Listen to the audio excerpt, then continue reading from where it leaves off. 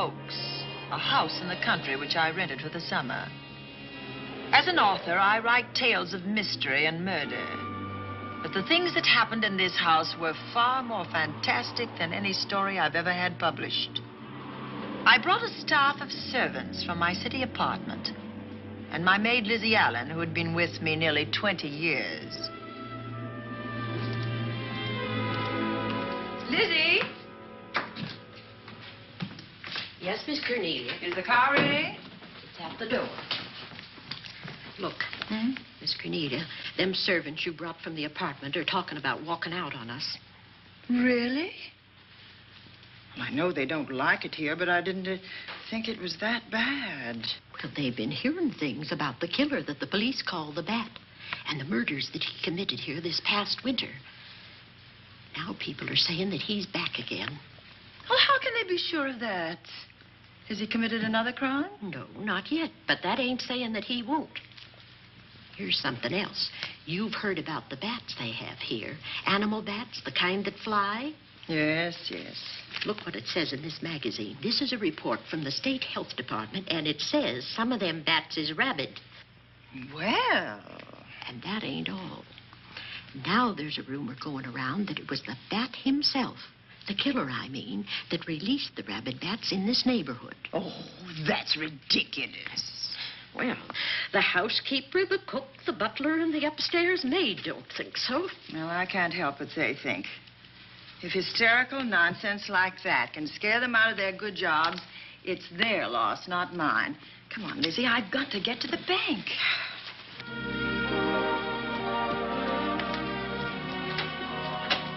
Drive directly to Zenith Bank, Warner. I'm afraid we'll have to hurry. It's near closing time. I'll get you there, Miss Van Gorder.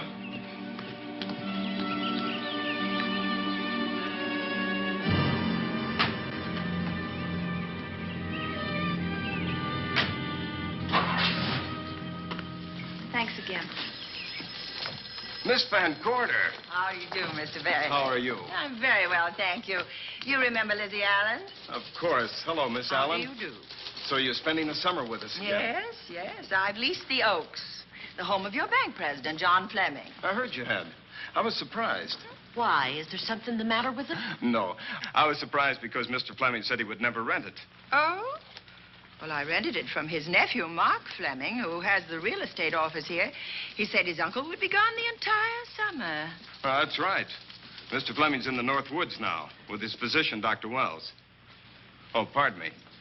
Dale, I want you to meet my wife. We were married at Christmas time. That must have been nice. Believe me, it was. Oh, here she is. My wife, Miss Van Gorder, Miss Allen.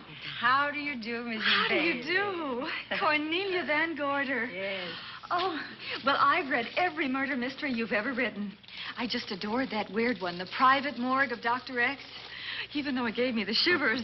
Only the shivers? Scared hell out of me. Oh. Well, I really mean that Miss Corney killed them off in that one. When you refer to my books, please don't call me Miss Corney. Pardon me, Mr. Bailey. Mr. Hines is here to see you. Oh, yes. Excuse me, please. Don't be strangers now. No, Oh, no, I we should won't. say not. Oh, so you're a bride. Well, not quite. Not since Christmas. You know, I'm sure I've seen you. Well, I used to be my husband's secretary here in the bank. Of course I remember. May I welcome our most distinguished visitor back to Zenith? Oh, that's very charming, but, Lieutenant Anderson. Lieutenant Anderson, of course. Chief of Detectives of the Zenith Police Department. This is Miss Allen. Miss Allen. How do you do? Lieutenant Anderson is one of our favorite citizens. He's on the bank's board of directors. Not bad for a policeman. You must have made a good thing of it. Oh, Well, I saved my money, if that's what you mean. It's near closing time, and I've got some business in the safe deposit vault.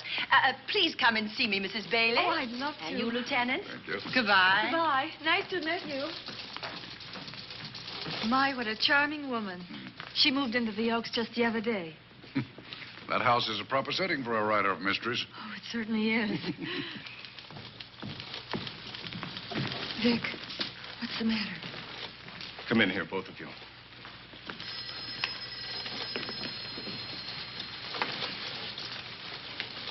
Andy, we're in trouble. Wendell Hines came in to pick up $350,000 worth of bonds that we were holding as collateral for a loan. They were kept in our special vault. Mr. Fleming and I are the only officers of the bank who have access to that vault. So? The Hines bonds are gone. That's not all. Other negotiable securities are missing. From what I can gather, short of a careful check, the bank has been looted of over $1 million worth of securities. You'll have to notify Fleming. I wish I could talk to him. Unfortunately, he and Dr. Wells are deep in the woods. They can't be reached by phone.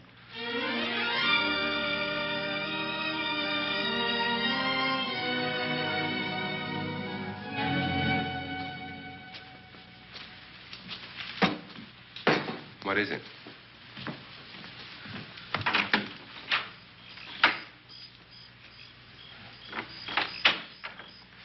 I thought I heard someone on the path coming from the lake. Had an idea it might be that guide of ours. Oh, Sam won't show up until morning. It's a 20-mile canoe trip from here to civilization. 5 will get you 10. Sam has a message for me. I thought you told him at the bank not to bother you. I did, but they'll bother me. Doctor, Yes, John. what would you do for $500,000? Anything short of murder. Why not murder? Too messy. Too great a risk? For $500,000? Yes. I pinched $1 million from the bank. Well, I'm not kidding. I embezzled it. Not that I think you wouldn't do it if you thought you could get away with it. I got away with it. I'm not talking about currency. I took negotiable securities that could be converted into cash. I have the cash. In 10s, 20s, and 100s. Well, I'm your doctor, not your lawyer. Why tell me this? You'll find out why. Who's going to take the blame for the robbery? Bailey, the cashier. They'll never suspect me. I like Bailey. Well, so do I. I love the guy. I gave him his first chance. He has a lovely little wife. Charming girl. Was the best man. Where's the $1 million? In my family's tomb in Zenith. In the crypt with my father's casket. I don't buy that, John. No? No. You forget that I had you in charge when you were a very sick man. When you raved in delirium. And I heard you talk about a hidden room. Now, where else could you put a hidden room except in that mansion you built? That white elephant you call the Oaks. Look, everyone knows I have a bad heart. Now, who would doubt it if you wired the bank directors that my heart had failed? That I had fallen from a great height here in the woods. And that I was badly smashed up. You could ship the body back for burial and instruct them not to open the casket due to the condition of its contents. Well, you realize, of course, that we'd have to have a body to put in that casket, which means that we'd have to deal with an undertaker at this end. Of course. Well, where do we get a body? Couldn't we provide one of our own? How about Sam? Sam, our guide? Sam weighs about as much as I do. He's practically a hermit. He wouldn't be missed for a long time. The local undertaker would know him. Not if we made him look as if he'd been in a serious accident. But if Bailey's going to take the blame, why'd he have to do this? A jury might acquit him. In that case, I'd be a logical suspect. I could disappear, of course, but it's safer if they think I'm dead.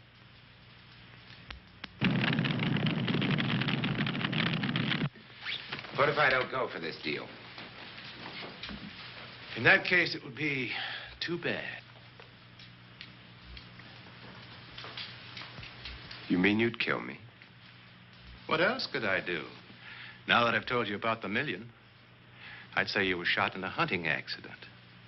Now, look, Doctor, if you can find another body instead of Sam's, it's all right with me. There's $500,000 in it for you.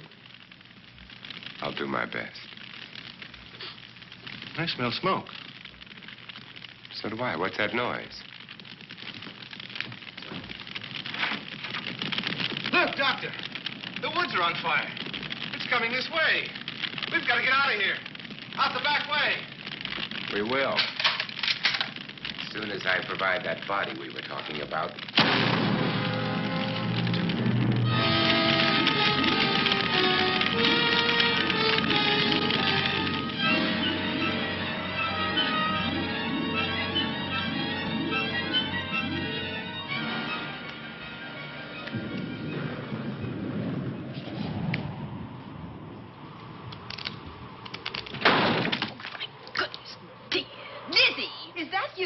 Yes, Miss Cornelia.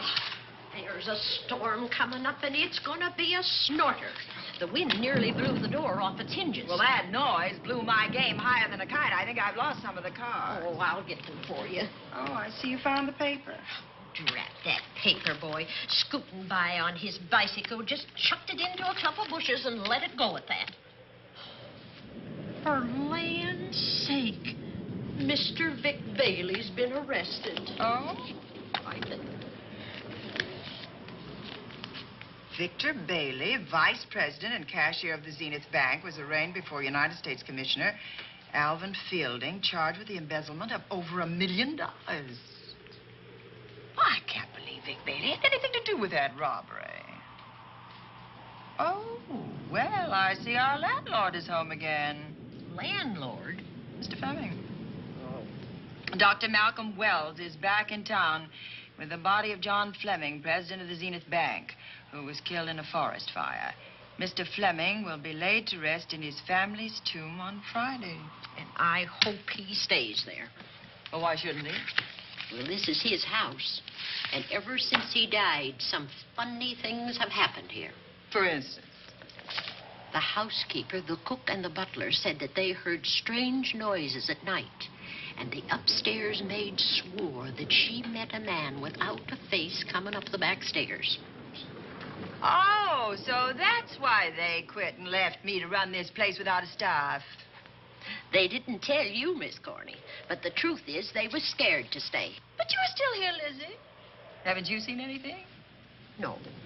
No, and even if I had, I ain't afraid of ghosts. They're afraid of me. Honest, Miss Corney, a spiritualist told me once that ghosts was allergic to me. But this Bat feller they keep talking about in the paper, I guess he'd be different. No, I don't think you'd have the same effect on him. Oh, dear. What are they trying to do? Drive people away from this part of the country? Why, what does it say about the bats? Specialty seems to be killing women. My goodness, 2 of them in one night. All his victims died the same way, like their throats had been ripped open with steel claws. That's a charming little caper. I'll have to try it sometime. In a book.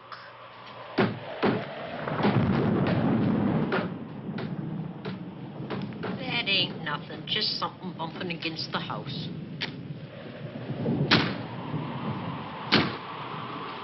That's just the wind banging a door. Pay no attention to it. Listen to this. One of his victims, who lived for a moment after she was found, described the bat as a man without a face. Honest, Miss Corney, I think that woman must have been exaggerating.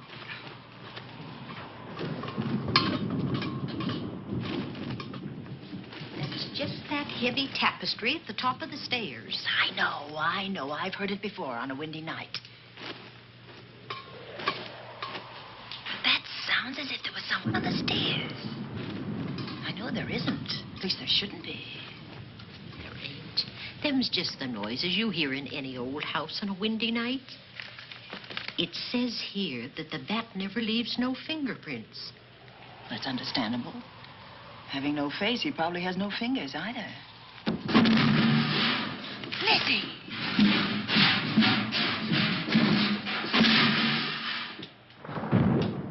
And that, I suppose, is the cat dropping its dentures. No, I don't think so. But I think it's something should be looked into.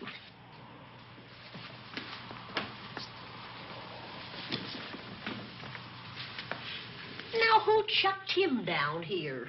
The wind, I hope. There must be a window open up there. No, Lizzie. Let him lay. Let him sleep it off. I hope the power lines don't go down, put the lights out. Now, we'll check the windows in the living room and draw the curtains, and then we'll go to bed. Yes, ma'am.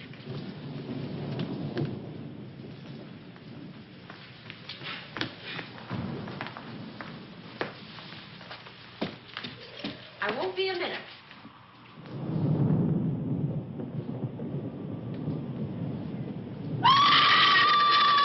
Gordy! Oh! What's that? Oh, when I went to get the tape, I turned the latch off. I forgot to turn it on again. He's out there. He was coming in. He might have got you. Oh, but he didn't, and he's still out there, thanks to you. Now, you hurry now, and we'll call the police. No, I won't leave you, Miss Corney. Are you okay? Yes, ma'am, I'm okay. Okay.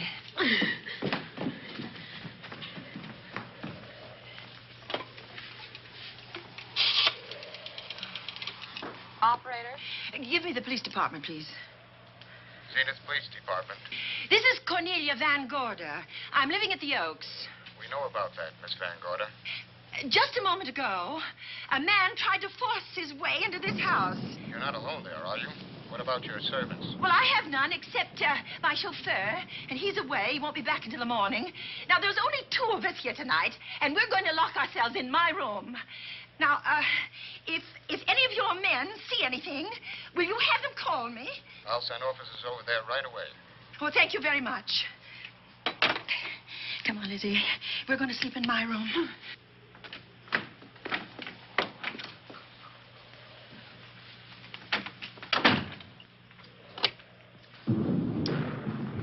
Well, nothing can get at us in this room now, I think. This door seems good and solid. Like the door to a tomb.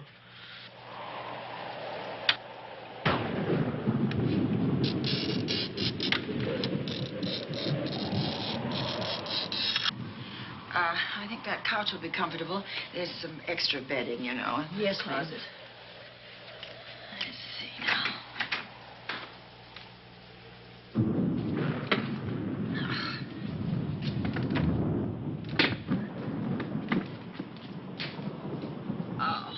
Huh?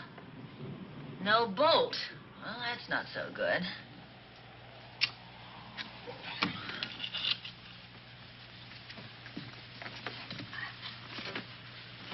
What's that for? That, my good woman, is a booby trap. If anybody tries to open this transom, this will be knocked off, and we'll hear it fall.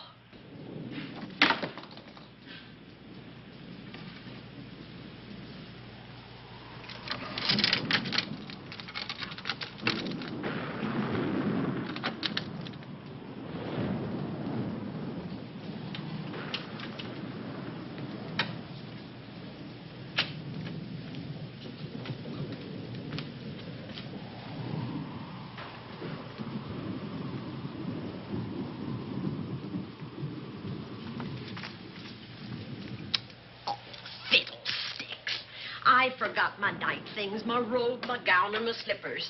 I'll go get them now. Now, wait a minute, Lizzie. I'll go with you. Now, don't you bother, Miss Cornelia. My room's just down the hall. Lizzie, I told you to wait. It's all right. I'll only be a second.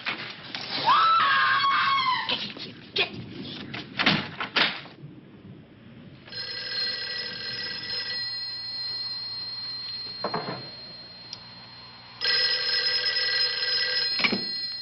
Yes?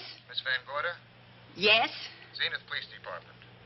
There's a police car just outside your house, and the officers in it have reported that there's no sign of a prowler anywhere on the grounds. Oh, the man's inside now. He's in the hall just outside my bedroom. Have your men break through the kitchen door and search this place from top to bottom. Okay, Miss Van Gorder. Sit tight. I will. I have a gun, and I know how to use it.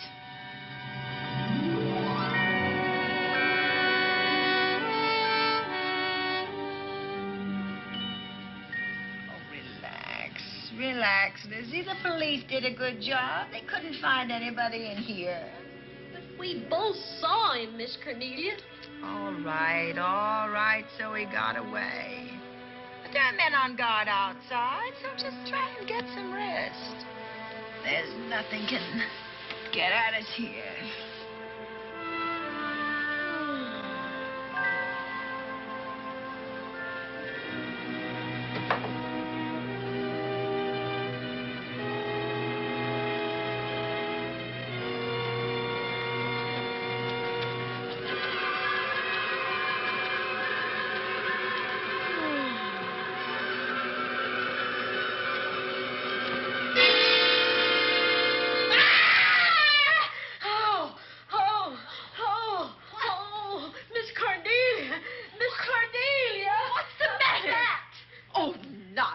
You've had a nightmare. Maybe I did. But there was a bat and it bit me. And it flew in that closet. Oh, good gracious, Lizzie, you're right. Oh.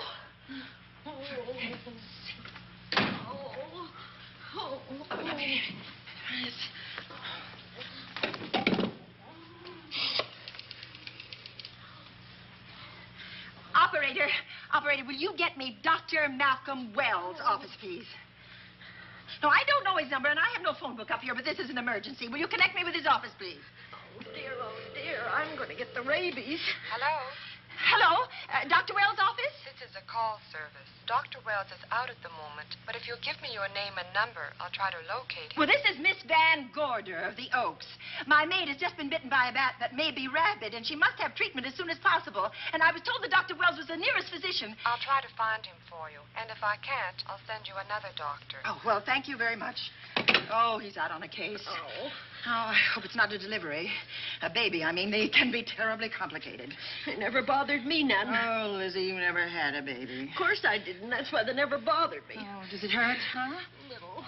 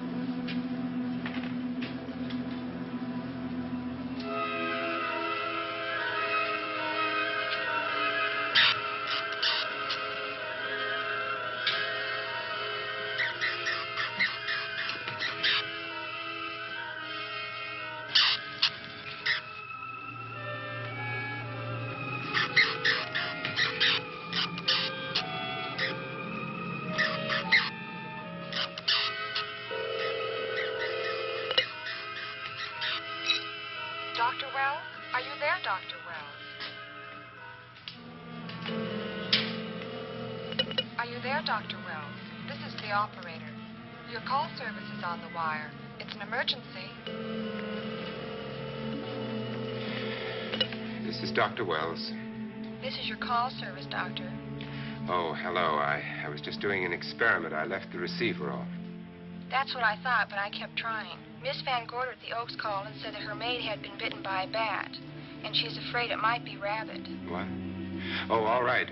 Tell her I'll be right over there.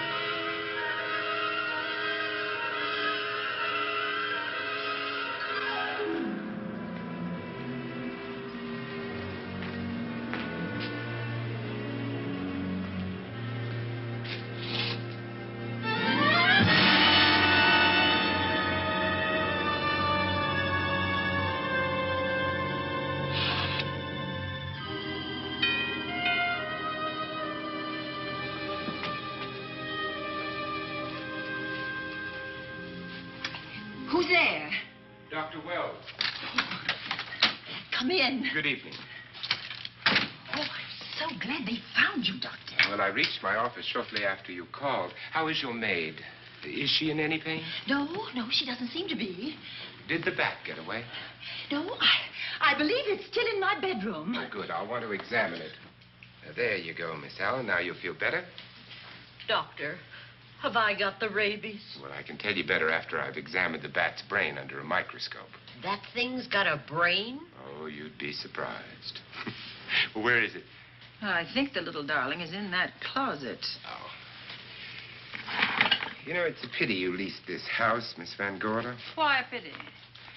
Well, my dear lady, I don't want to alarm you, but... Oh, well, after tonight, nothing can alarm me. Yes, I understand. It must have been terrifying. So many unexplainable things have happened here. There's something about the place. Your servants must have sensed it when they walked out on you. An apprehension of disaster. Well, let's see. Aha! Yes. There he is. All right, now. Take it easy. Nobody's going to hurt you. Quiet now. Quiet.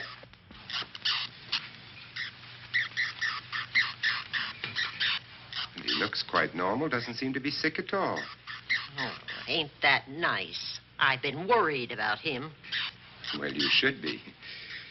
From his appearance, I'd say that he doesn't have any infection.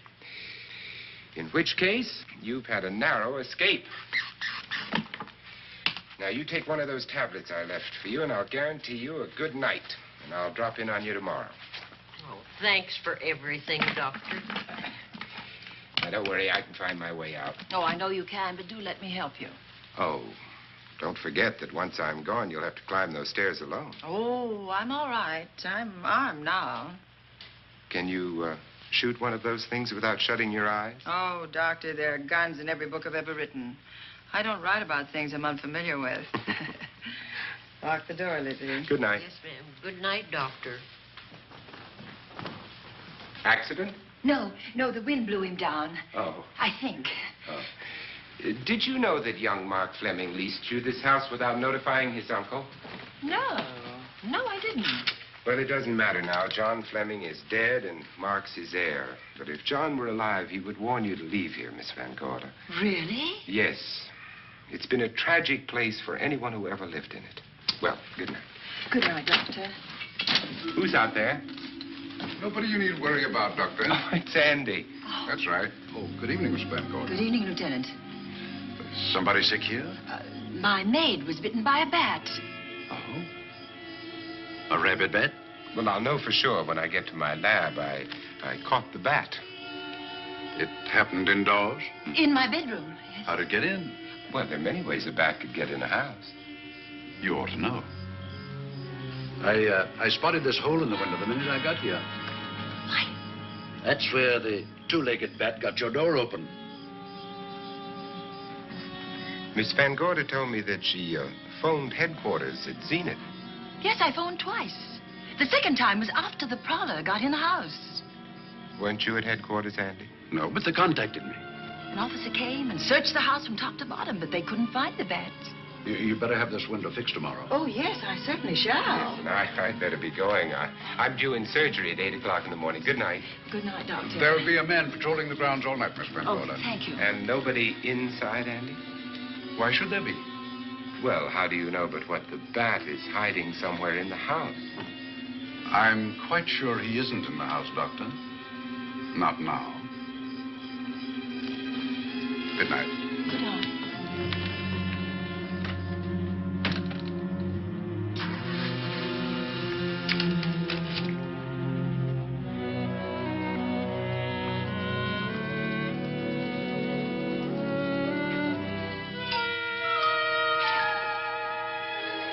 Hi, Andy. Hello, Mark.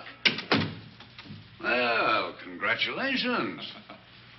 Real estate business must be picking up. New office, new furniture. New deal. How do you like it? Looks expensive. Are you squandering your inheritance? Oh, I haven't got it yet. Well, the paper says John Fleming left his entire fortune to you. Funny thing about that entire fortune is that we can't find it. No kidding. Oh, all Uncle John had in his bank account was a couple of $100. And his safe deposit box was empty. If we don't find that missing million, mine will be empty, too. How come? Well, all my savings were invested in Zenith Bank stock. The examiners won't certify the bank is solvent until those stolen securities are found. So the stockholders have voted an assessment that will wipe some of us out. It's a since those securities have been converted into cash. And if I can't find that cash, I'm sunk. Well, where are you going to look for it, Andy? Here in Zenith. Your uncle wouldn't take $1 million on a hunting trip, would he? You suspect Uncle John?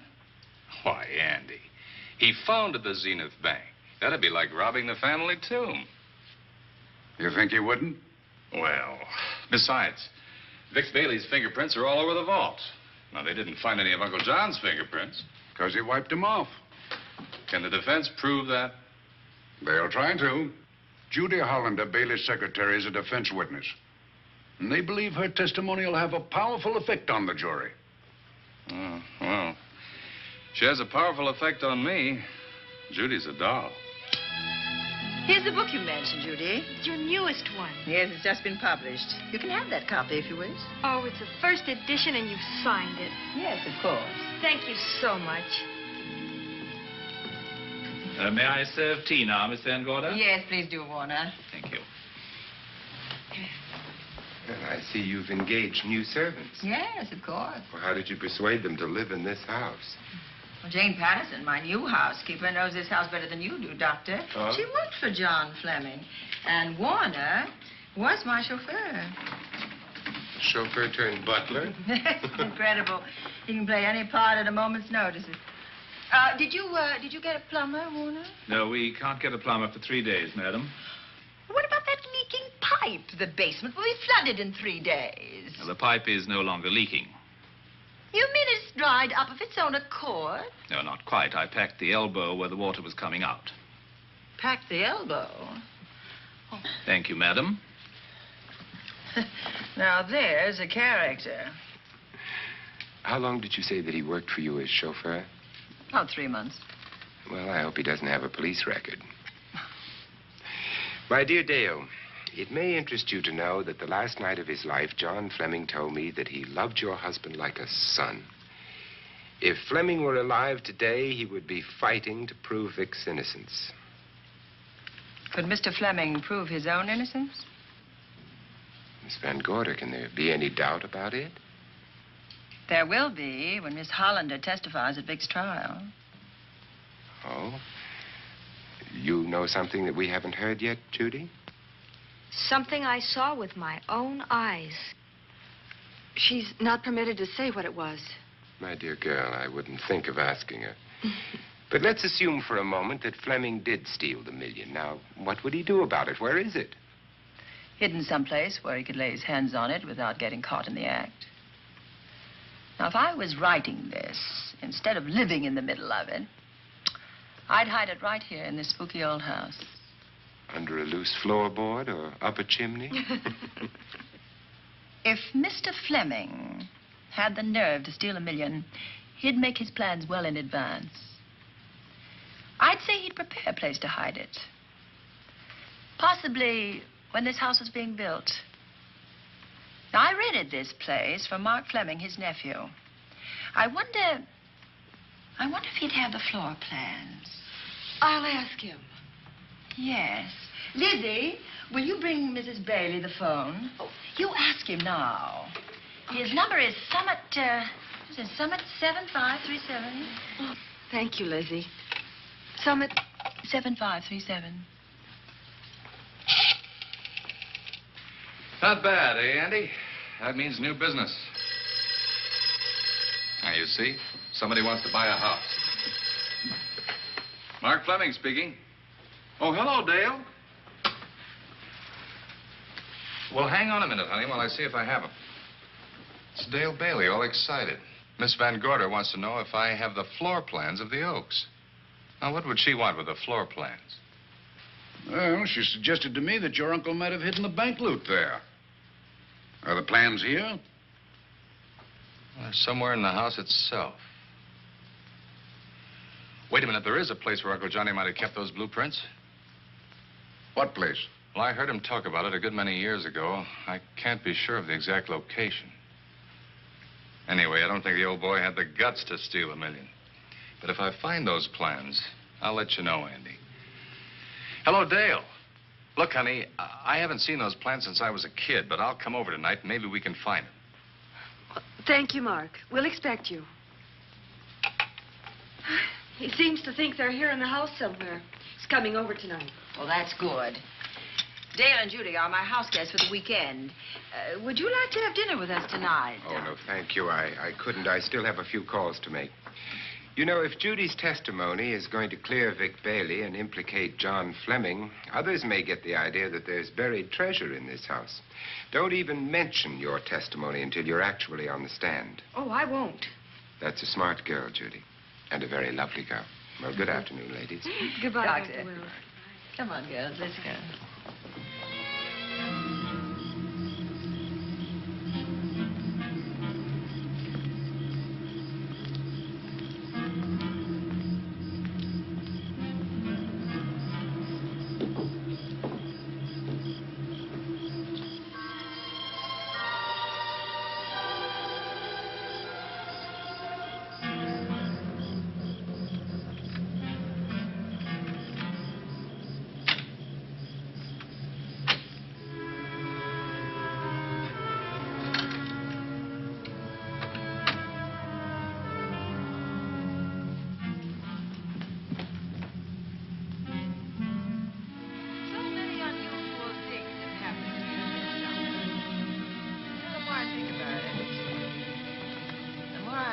I should be putting them down on paper. Weren't you your husband's secretary, Dale? Yes, I was. Do you take shorthand? Mm-hmm. Well, my dear, if you'd like to have your mind occupied, I want you to work with me while I write the story of this fantastic criminal, the Bat.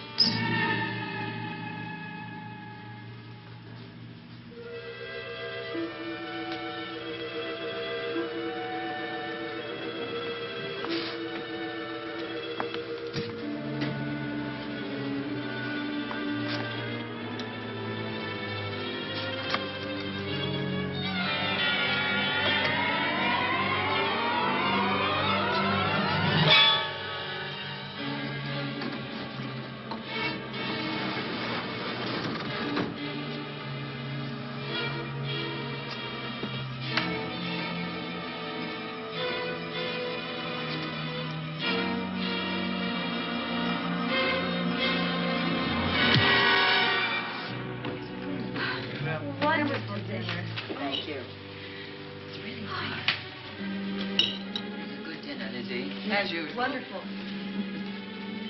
Oh, what a lovely piece of silver. It's an original, isn't it? Yes, they still use them in England for buffet breakfasts. Hot water in the bottom. Should keep us hot, your sausages and your scrambled eggs. Interesting. It's very useful. Really nice.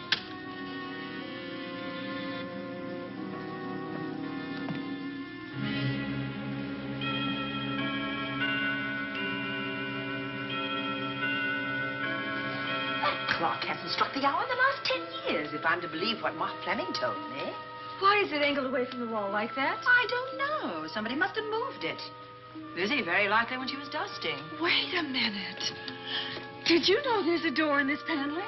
No, I didn't. Oh, my gracious, so there is. Maybe it opens to a secret passage. Oh. Well, certainly to a secret something. Is it exciting? Who knows, girls? We'll be about to stumble on that missing million. Oh, this panel. There's a panel. There must be some gimmick to it. There always is. Yes, yes, move. Oh.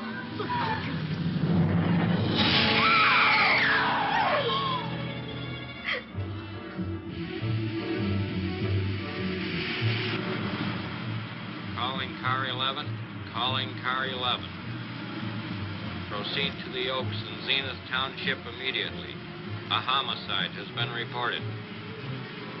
Okay. Proceeding to the Oaks. Notify the county coroner, Dr. Wells. Tell him to come to the Oaks at once.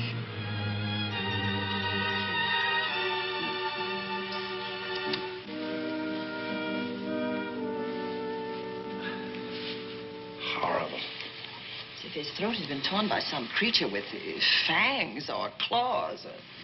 That's his sign. We found it on the others he killed. I'd hoped those reports that he was up to his old tricks again were pure imagination, but apparently they're based on fact. He's come back. Back to the scene of his kills. Yes, that's who I mean. That's who did this. The bat. Who found Mark? We all did. And it's Dale and Judy and I. Lizzie was in the dining room. This is my new housekeeper, Jane Patterson. You know, she worked for John Fleming. I know her. Where were you, Mrs. Patterson? In the kitchen, cleaning up. I cooked the dinner tonight. Did you know that the secret closet was here? No. It was behind the grandfather's clock. Well, it was I who found it, really. Noticed the clock had been moved and the door wasn't quite closed. I'll get it.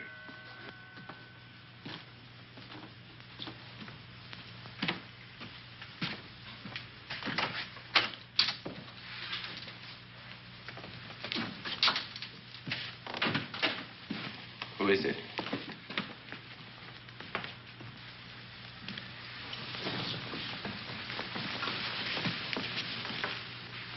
Mark Fleming. As coroner, you saw the same wounds on the others. How long's he been dead? Oh, I'd say about a half an hour. Do you believe it was the bat? That's the bat's trademark. Perhaps he's still in the house. That's possible. Why should he be? Because he's looking for something, and like you, he believes it's here. And he's a persistent killer. I would advise you to get out of this house as quickly as possible, notwithstanding our expert police protection. Have you called the morgue? They're on their way here. Oh, good. I want to examine the body before they get here. May we take it into another room? Yes, to the sunroom in the back. Thank you. Give me a hand. Excuse me.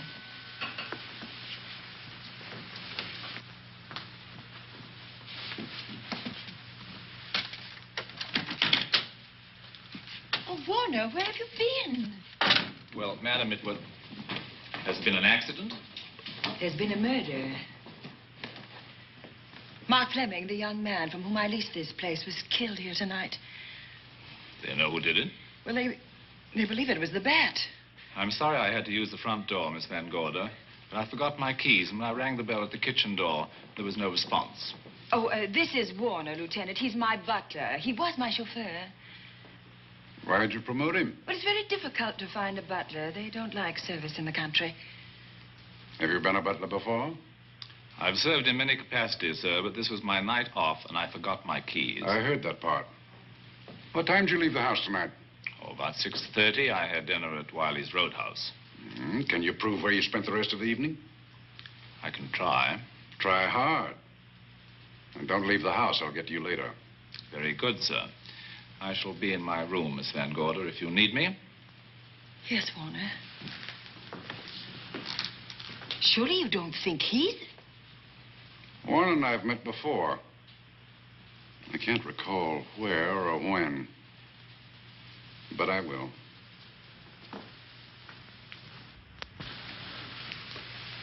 There'll be a crew here shortly from headquarters, dusting for fingerprints, taking photographs. But in the meantime, Mrs. Patterson, you aren't leaving the house tonight, are you? No, Lieutenant. Don't. I'll talk to you in the morning. Good night. Good night, sir. Good night, Miss Van Gorder. Dale, I was with Mark Fleming this afternoon when you talked to him about the floor plans of this house. I heard him tell you he was coming here tonight. Dale called him at my request. She told me he was coming. Who else heard her tell you that? Judy, Lizzie. And that nice Dr. Wells. Dr. Wells. There are a few killers who kill for the fun of it. The bat very likely is a mental case, and I'm convinced that his crimes are motivated by his mania for personal gain. There's $1 million at large, and he's going to keep on hunting for it until he lays his hands on it. Now, these young ladies are staying here tonight? Yes, they're my house guests. Well, when my crew arrives, we'll be busy for a while, so I'd suggest that we go to our rooms? That's a very good idea. Come on, girls.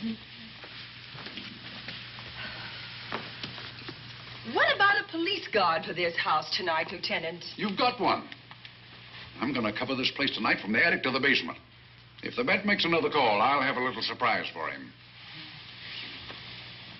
Who is he? Have you any idea?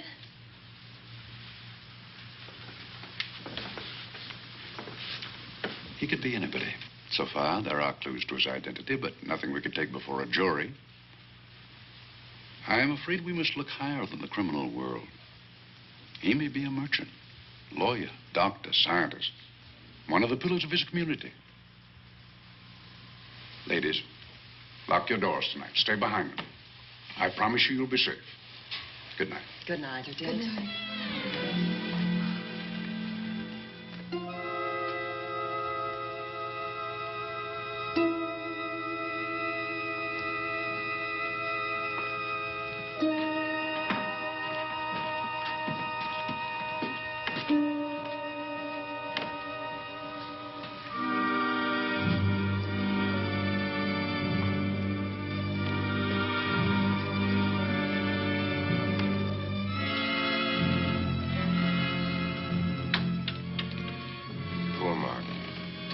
It's a pity. So young. Well, Doctor, do you agree it was the bat? In my report, I shall say the death was caused by the same technique used in the other killings. A paralyzing blow to the throat, followed by severe lacerations of the jugular, resulting in excessive hemorrhage. In a layman's language, he didn't know what hit him. Oh, he knew. But he didn't have time to think about it.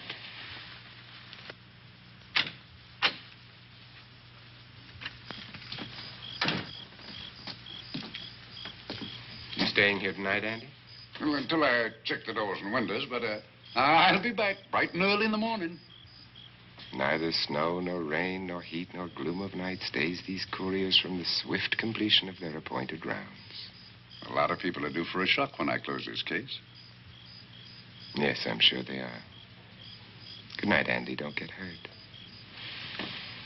Good night, Doctor.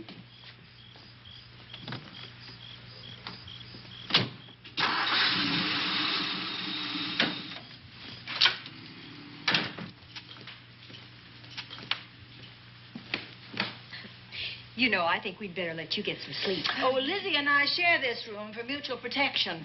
You know, one night, a storm blew the wires down, put the lights out, and I went out the next day and bought a half a dozen of these things. You better take one with you, Dale. Oh, thank you. We'll go across the hall now. Are you sure there's nothing else you need? Oh, no. Quite sure. We'll be all right. Well, if anything bothers you, you just sing out, and two strong women will come to your rescue. Oh, nothing will bother us. Not with Andy on the job. No. Well, good night. Good night, Miss Van Gordon. See you in the Don't worry. Everything will be all right. We won't. Good night. Good night.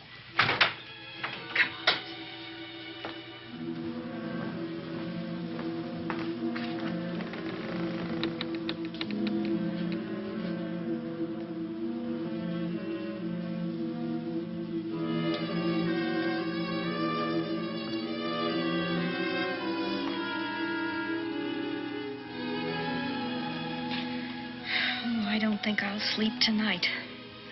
Me neither.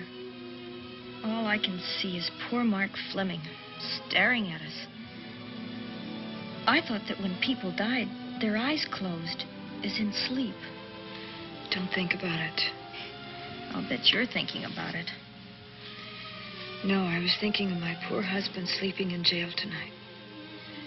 Oh, Judy, I love him so much.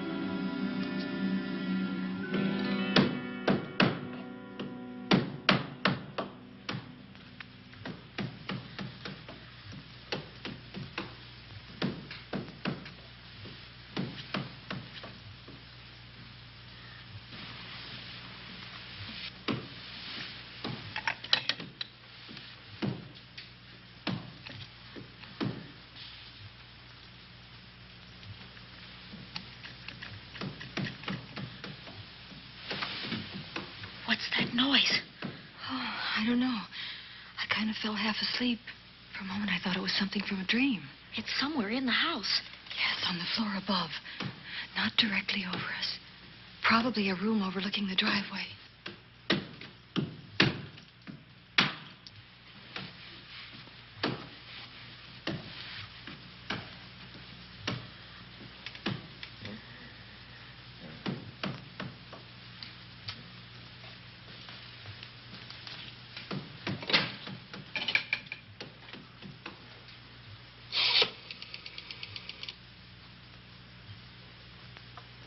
Should we call Miss Van Gorder?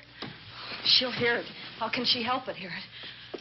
Oh, besides, we don't want her to think we're a couple of hysterical women. Oh, I'm about to become one. Oh, I dear. had it for one night.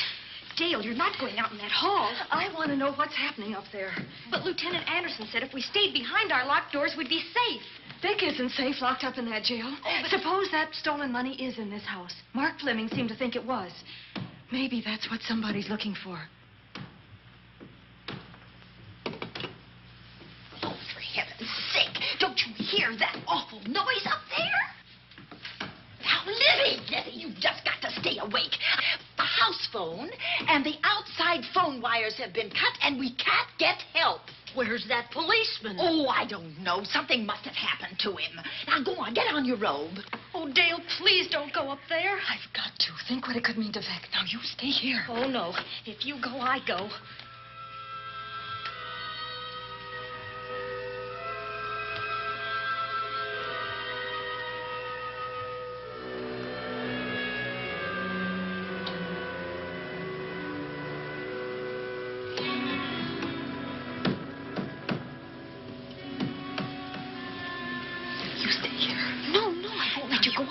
You wait here. I'm going to see what it is. Oh, please let me go with you, Judy, will you warn me if anyone comes? I'll only be a moment. Now, wait.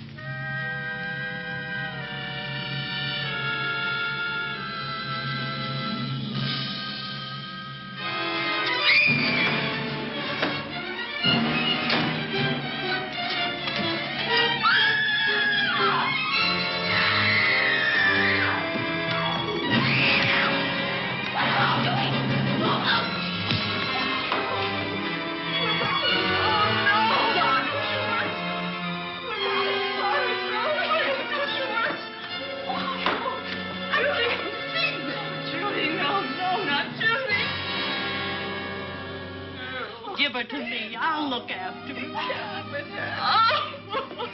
Poor baby.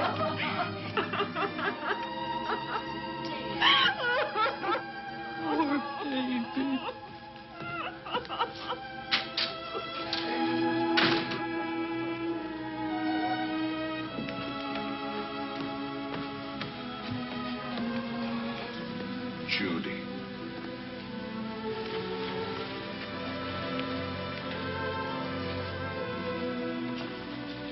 The bat. Yes, the bat. He caught her at the head of the stairs. We saw him rushing down the stairs as we came out of the room. I hurled that after him. I hit him, I believe. I'm going to cover this place from attic to basement, you said. Well, what were you covering when that poor child was murdered? Where were you? I saw a man outside in the grounds. I went out there and hunted him. I heard him in among the trees, and so I followed the sound of him as far as the brook down near the back road. And then I lost him. I'd rather give my own life than have this happen to Judy. But I told you to stay in your rooms and lock your doors and stay there. What was she doing at the head of those stairs? That was my fault. They heard a strange noise. Heavy pounding in one of the rooms on the third floor. We all heard it. I wanted to see what it was. Judy, I wish she wouldn't let me go out by myself. I made her stay on the balcony. What about your new butler? Oh, well, he's in his room, I suppose. Oh, Mrs. Patterson. Oh, yes. Did you know what happened here? No, sir, but I heard the screams. I went to call Warner. We have rooms on the same floor, but he wasn't in his room. His bed hasn't been slept in. If Mrs. Patterson heard the screams, Warner could certainly hear them.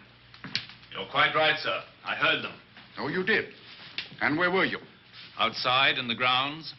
Miss Holland has been murdered. No. Oh, so you're surprised. Shocked.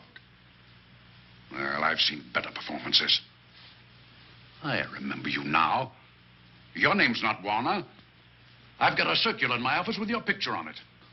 The Chicago police not so long ago were hunting for you in connection with the robbery. You're right again, sir. And they found me and they tried me and I proved my innocence and I was acquitted. That could have been a lucky break. Where were you when this child was killed? I told you before, sir. Outside. What were you doing there? I was following you. I saw you leaving the house, and it seemed that you were hunting someone. I thought you might need some help. Oh, yes, sir. I followed your flashlight down through the trees. Then it disappeared. And then suddenly, as I was staring out into the darkness, I was struck by something on the back of the head. The next thing I knew, I was lying on the ground. I realized I'd been knocked out. I wish you had been knocked out. But then we'd have found you with your mask still on your face. You were hit here in this house with this poker as you were rushing down those stairs after that child was killed. Oh, no, sir. You can't pin this on me. I'm not the bat. I've never killed. I couldn't kill. I won't take the rap for this.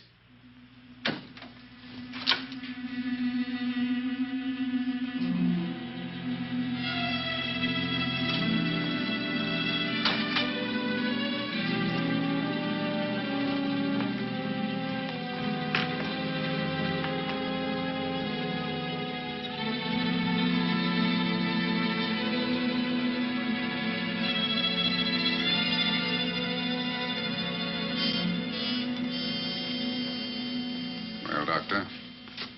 We have another case for the county coroner. You see, the bat came back. Why did you come back, Doctor? Well, I had an accident about a mile down the road. The right rear wheel of my car came off, and I plunged into the ditch. This was the nearest house, so I came here to call for help. I thought I'd find you around, Andy. Physician, heal thyself. You must have been hit by something on the back of your head. I told you I had an accident. So you did, Doctor. So you did. I could be wrong. But maybe I'm not. We shall see. All right, Dale, let's start a new chapter. For days, the murders held the headlines. Lieutenant Anderson grilled us and ransacked the house from top to bottom. Warner was not placed under arrest, but his every move was watched. At night, except for a detective on guard in the house, the police and the reporters left us alone. And on one of those nights, without telling Lizzie or anyone else, I pursued a secret investigation of my own.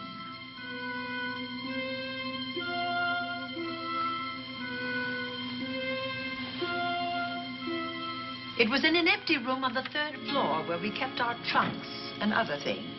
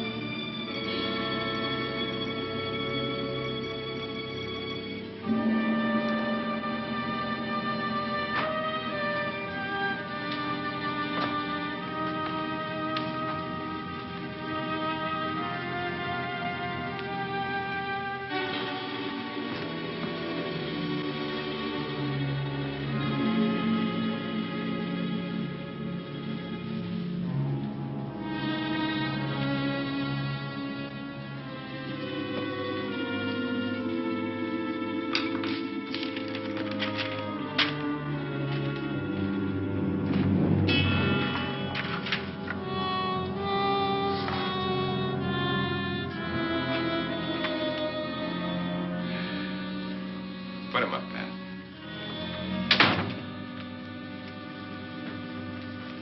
It's a bright idea to kill me in my own lab and let people think that I'm the bat.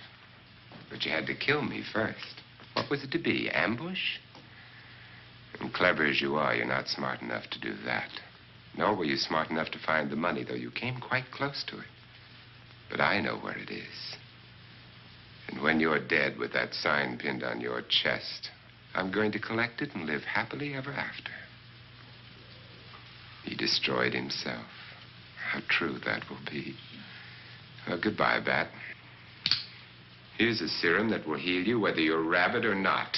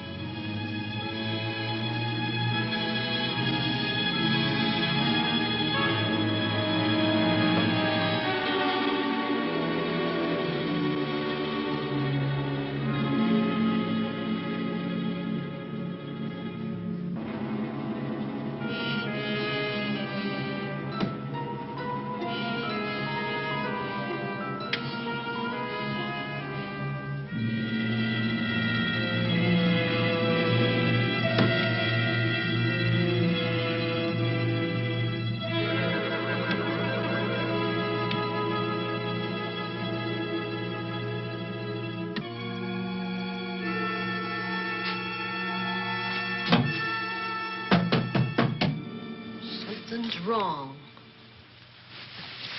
Something's wrong.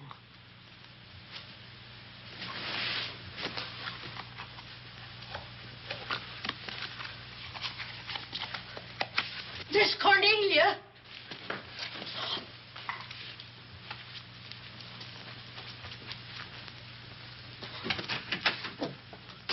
Miss Cornelia!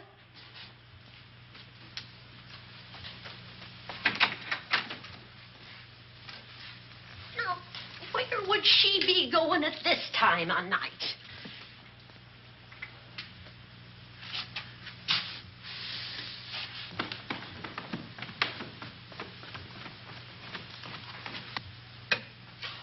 Well, lamb's sake.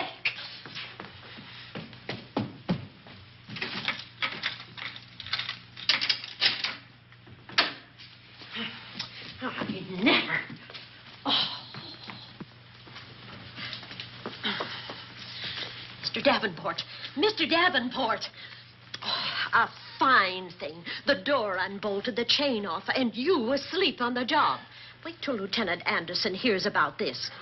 Come on, wake up. What's the matter with you? I don't know. My head hurts. My whole body's numb. Here, take a sip of this. Try to snap out of it. I'll be back in a minute.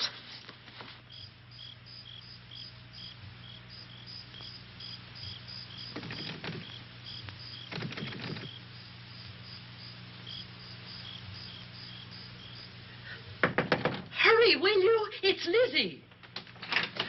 I'm terribly worried. I can't find Miss Cornelia anywhere, and something's happened to the policeman. I don't know what. Get Warner. Bring him to the drawing room. Tell him we need him.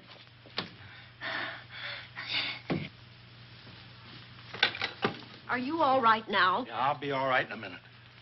I remember now. I took a drink of wine from that decanter there. Miss Van Gorder told me to help myself. She wouldn't put nothing in it? Well, somebody did. Somebody who knew I was on duty here. Then it was somebody that got Miss Van Gorder. I can't find her anywhere. Upstairs, downstairs, or in the basement. I told the housekeeper to get Warner. Lieutenant Anderson will want to know about this. Hello. Yeah, this is Davenport at the Oaks. We've got trouble here. Well, for one thing, I was drugged. Yeah. But I must have been knocked out because the maid tells me Miss Van Gorder is missing. Well, you better call Anderson and let him know. He's not at home. Well, where is he? Out on a case? What case? Dr. Wells. What else did they tell you about it? Oh, hurry, will you? We've got to find Miss Cornelia. Okay. Lieutenant Anderson is out on a case. Dr. Wells was found dead in a room next to his garage, murdered. Dr. Wells? There's something queer about the killing of Wells, but headquarters won't talk about it. Lizzie, Warner isn't in his room. There's no sign of him anywhere. And I was supposed to keep an eye on that guy. Where's Miss Cornelia? That's what I want to know. Wait a minute. Didn't you say that the chain and the bolt were off of the front door? I certainly did. Well, maybe Miss Van Gorder went outside. Oh, she never would. We better look. I can't breathe. There's no air.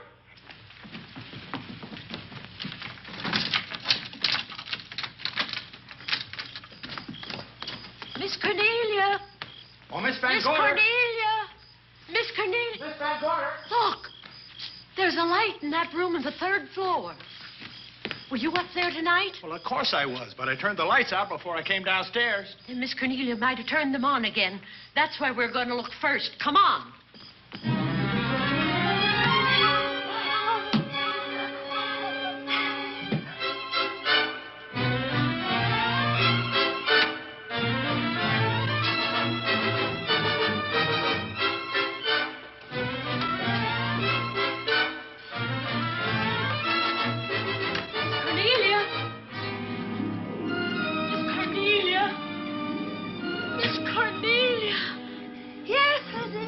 I'm here.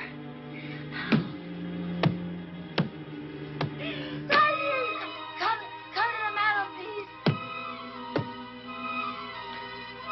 Here we are, Miss Van Gorder. What do we do now?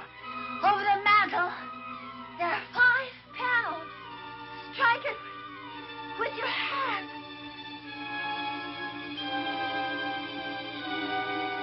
Which panel did you say, Miss Van Gorder? Oh, I can't understand.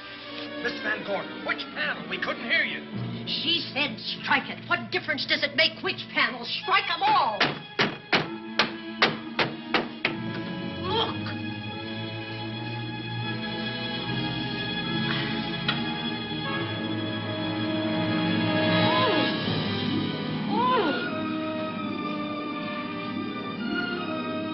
Oh, it's all right now. It's all right, dear. Lizzie's here.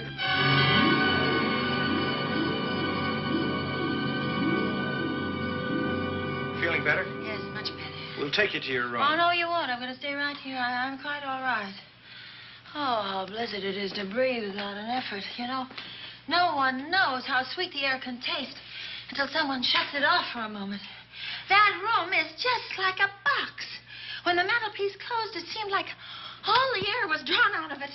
Look, there it goes again. Let it close. I can open it from in here. There's a control panel behind this blueprint. Electric motor under the trap door here. Once the door is open, you can keep it that way. I believe that the fireplace in this other room opens the same way. And it does. I tried to find this, but I couldn't find it. Yeah, it's back at this blueprint here. Well, it's quite a setup. Too bad we can't open that safe in the same way. Take an expert to crack this box or a shot of nitro. Well, maybe that's what the bat had in mind. Could be. Seems he's on the prowl tonight. Miss Van Gorder, Warner has disappeared. And Dr. Wells has been murdered. Dr. Wells? Lieutenant Anderson's on that case right now. Well, does he know what happened here tonight? They got word to him. He'll be here any minute.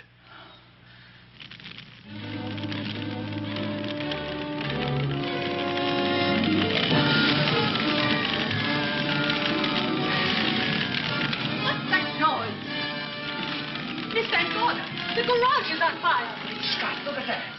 Lizzie, put that light out in the other room. Now, where are you going? to report the fire. Well, you just stay right here. Miss Van Gorder, the garage. Well, let it burn. You watch the stair. Can't you see that fire was set to get us out of the house? Out of the house? Were you talking about the... Yes, I'm talking about the bat. Now that the lights are out, he'll think his trick has worked, and we've gone. He'll be here any minute. Well, so will Lieutenant Anderson. I hope so, but the bat will be here first. And he'll kill again if we're in his way. We've got to be as clever as he is.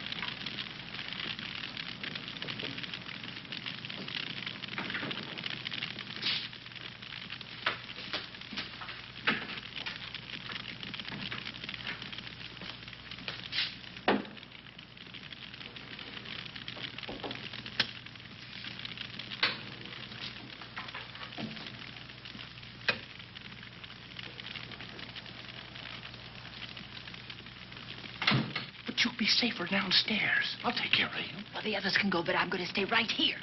All right, but get out of sight.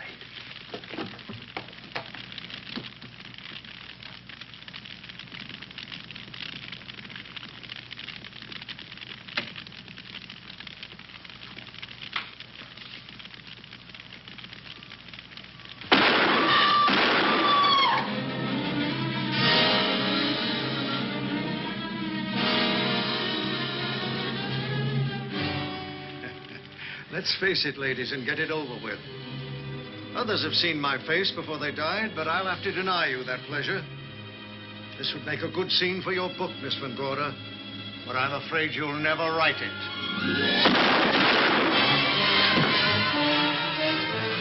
That is Warner. I could tell. You misjudged me, Miss Ellen. Warner! I don't like being a murder suspect, Miss Van Gorder. I was headed for a plane, but halfway to the airport, I changed my mind and came back. I'm glad that I did.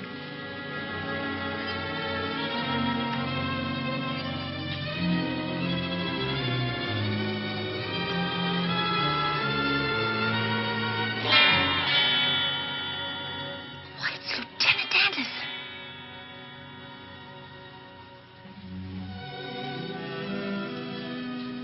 Yes, it was Anderson. He discovered the secret of the hidden room and was waiting to get into it and open up the safe. We found the money in it, a little over $1 million in tens and twenties and hundreds. Good old Andy. With all his ill-gotten gains invested in bank stock. It's rather a clever way to hide stolen money. In the open, as it were, and so respectable. But don't try it. No matter how clever you are, you can't hide murder.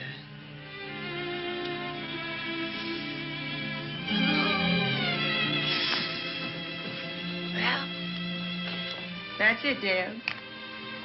That's the end.